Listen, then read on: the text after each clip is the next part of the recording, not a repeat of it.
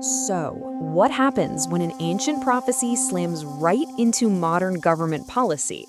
Well, today we're going to unpack a fascinating hypothetical legal battle right here in the UK over a mandatory digital ID.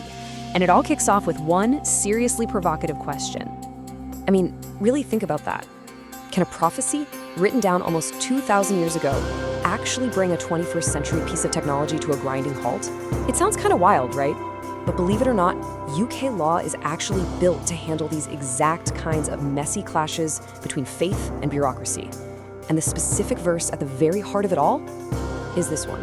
This comes from the book of Revelation, the final book of the Christian Bible. And for millions of believers, this isn't just some historical text. It's a literal prophecy of an end-time system of total economic and social control. It's this ancient warning that sparks our entire modern legal dilemma. All right, so let's set the stage. Who would actually bring a challenge like this to court? Let's meet the key player in our hypothetical legal drama. Now, for this person, this isn't just a political squabble or some abstract concern about privacy. No, this is about eternal salvation. They genuinely, deeply believe that accepting a government-mandated digital ID is the same as accepting the mark. And in their faith, that's a profound act of allegiance to a satanic system that would violate their loyalty to God and lead straight to eternal damnation. I mean, the stakes just don't get any higher. So having a deeply held belief is one thing, but being able to defend it in a court of law, that's a whole different ballgame. So what legal tools could our protagonist actually use to fight back against the state? Let's take a look at the legal shield they could raise. The entire defense would be built on two really powerful pieces of UK law. First up, you've got the Equality Act of 2010, which is all about protecting people from discrimination.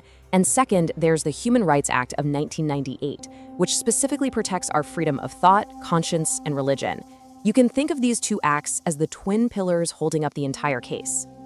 Now, under that Equality Act, religion or belief is what lawyers call a protected characteristic. This is the legal hook for the whole argument. It means the law officially recognizes that you can't be put at an unfair disadvantage just because of your faith or your deeply held convictions. And this, right here, gets to the absolute heart of the matter. A UK court is not going to get into a big theological debate about whether a digital ID is or isn't the mark of the beast. The judges aren't priests or pastors. The only legal test is whether the person's belief is sincere. Is it genuine and is it deeply held? In the eyes of the law, that is the only question that counts. Okay, so you've got a sincere protagonist and you've got the right legal framework. How would a lawyer actually put the argument together? Let's walk through how you'd build this very unique case, step by step. The main line of attack would be a claim of what's called indirect discrimination. Think of it this way. Imagine a company has a policy that says all employees must be clean-shaven. Now, that rule seems neutral, right? It applies to everyone, but it indirectly discriminates against employees whose religion requires them to keep a beard. The digital ID policy is the same idea. It's a one-size-fits-all rule that, the argument goes, has a uniquely punishing effect on a specific group of believers. And to prove this in court, the legal team has to pass a pretty clear three-step test. First, you've got to establish that the belief itself actually qualifies for legal protection. Second, you have to show that the policy creates a very real disadvantage for the group. And third, you get to challenge the government's official reason for having the policy in the first place. So looking at that first step, a belief can't just be some casual opinion you have, based on legal precedent. It has to be genuinely held, it has to be coherent, and it has to be serious and important. And then there's this last one, which is often the real battleground in court. It has to be worthy of respect in a democratic society. Now, that's really there to weed out beliefs that are, aimed at harming others. But a belief based on a major religious text like the Bible would almost certainly pass this test. Which brings us to step 2. Showing the disadvantage. And we're not talking about a minor inconvenience here. If a digital ID is mandatory for all essential services, it forces our protagonist into an impossible choice. Either violate a core belief of your faith and risk, in your mind, spiritual damnation, or be completely locked out of modern life. You couldn't have a bank account, you couldn't travel, you couldn't access healthcare. Essentially, you could no longer buy or sell. But of course, a legal case is never a one-way street. The government isn't just going to roll over. They would obviously fight back. So what would their defense look like? And what can we learn from some big legal battles of the past? In the courtroom, it'd probably look a lot like this. The government's lawyers would argue that the ID is absolutely essential for national security or for making services more efficient. They might even try to argue that an apocalyptic belief like this isn't worthy of respect. But the claimants' team would fire back. They'd argue that there are other, less restrictive options, like sticking with paper IDs or creating a religious opt-out, and they would just hammer home that key point: the sincerity of the belief is what's on trial, not its theology. And they'd have a pretty powerful precedent on their side. In the very famous gay cake case, the UK Supreme Court basically affirmed that sincerely held religious beliefs are protected, even if a lot of people find them controversial.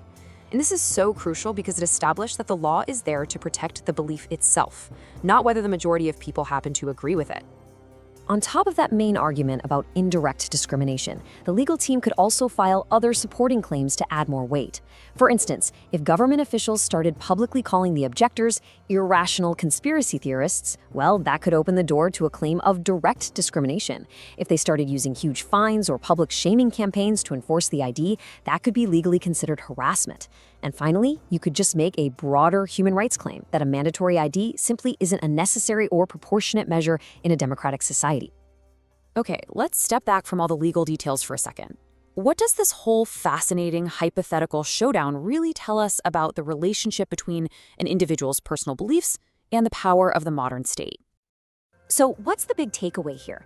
It's that the legal framework in the UK and in a lot of democracies isn't designed to just stamp out beliefs that are inconvenient or seem a bit weird to the mainstream. It's actually designed to do the exact opposite, to carve out and protect a space for individual conscience, even when that conscience runs directly against government policy. It's a really delicate but absolutely crucial balancing act. And while our legal case is hypothetical, the belief system behind it is anything but fringe. The Book of Revelation is a core religious text for over 2 billion Christians around the globe. Now, that huge number doesn't prove the belief is correct, of course, but it powerfully shows that it's serious, it's important, and it's absolutely worthy of real legal consideration. Which brings us to our final thought for today. This specific case is about a digital ID, yeah? But the underlying tension here, it's only going to get more intense. As technologies like AI, biometrics, and even neural implants become more and more integrated into our lives, how do our legal systems, which are often rooted in centuries-old principles, adapt to protect these timeless, ancient, and deeply held beliefs? That, right there, is the challenge ahead.